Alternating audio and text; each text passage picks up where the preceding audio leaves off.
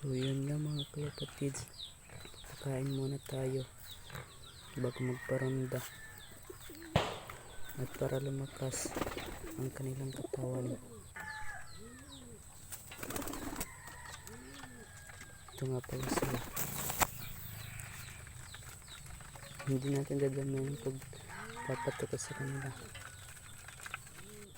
Saktong sakto lang sa kanila. At pagkatapos nilang tumuka o kumain ay paparondahin na natin sila. Ito na nga, paparondahin na natin para sila lumakas.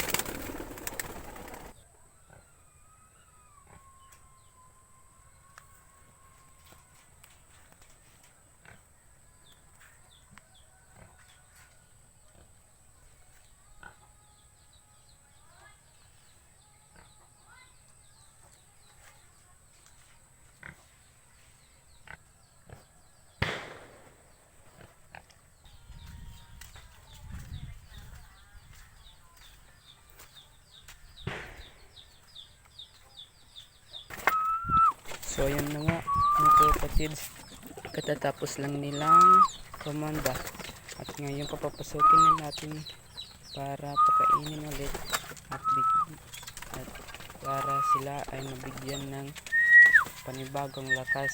At dahil mamayang hapon ipaparondahin na natin sila at bubusugin na din natin sila.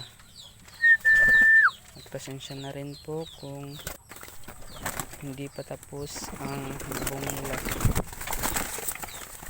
o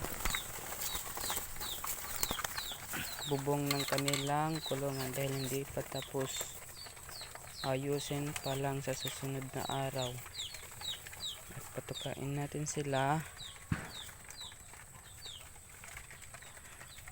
Pagkatapos nating patukain ay kailangan nating painumin dahil kapag hindi nating painumin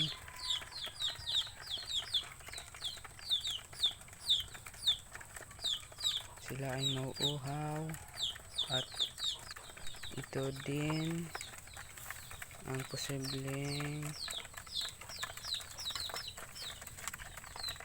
dahilan kung bakit nagkakasakit ang ating mga kalapati dahil hindi nakakainom. Yun lang po sa araw na to.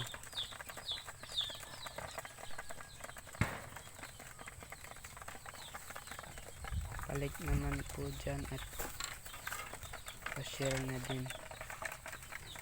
Yun lang po. At saka subscribe na din po. Salamat po sa panonood.